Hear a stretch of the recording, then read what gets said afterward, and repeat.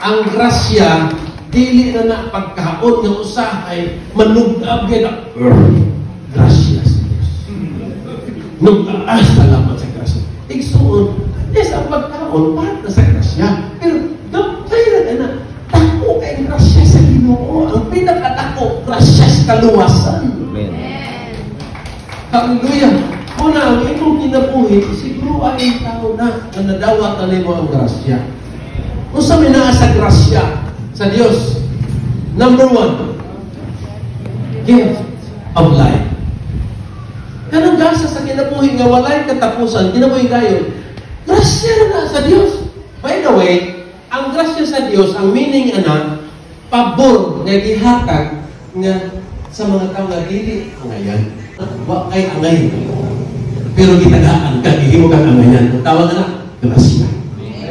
Hindi mo dapat nagrasyahan bataan nito. Grasyahan.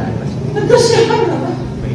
Ang atong kaluwasan, ang atong kapasayloan, ang atong kinabuhi tayo, grasya rani sa Ginoo. Huwag magkapanghambog, ani? Episo 2:8 o mga igsoon, yun siya, it is by the grace of God na kita naluwas through faith. And this is not from yourself. Dili ni, gikan sa itong galibon, dili gasa sa Diyos. Eh, hindi mo na yung tapat, gasa!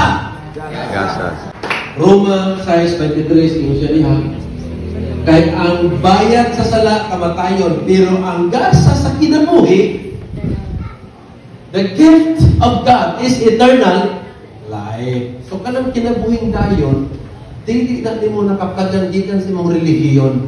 Amen. Nakaplagan na nimo gikan sa Dios. Gasa na. Busa, walay bisag unsa nga pundok simbahan o mga sikta nga makahatag mo aning gasaha. Kay grasya ra ni sa Dios. Amen. Nagay ingon nimo nga kinirang among pundok mo makahatag nimo kasiguruhan. Ayaw to anak kay si Jesus ra ang makahatag og kasiguruhan. Way lain. Ang mamatay ka ng pundukan, namatay din na para nimo. Nagpaagas din nagdugo para nimo. Magkaras kayo na yung leader, magina mo pang hadlok na matulog at magawas, kana pa pang magpakamatay. Way lain. Bisag ako matay, so di ba ko makahatag mo kasiguruhan? Iwan mo ko mamatay para ninyo. Wala eh. Nagtutlo lang to kung sa gihatag niya. Amen. Pero kitang tanan pareha ta nagsalig sa iyang grasya.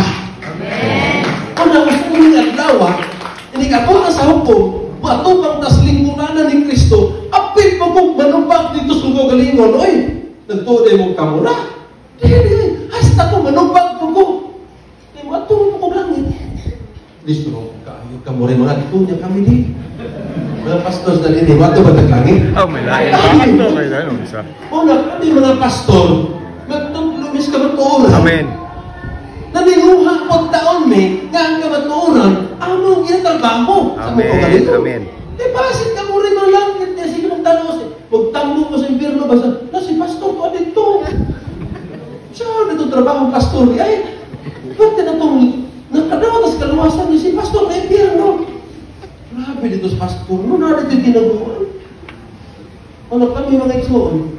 Naniluha ko rin. Kasa ko din ang bumawi.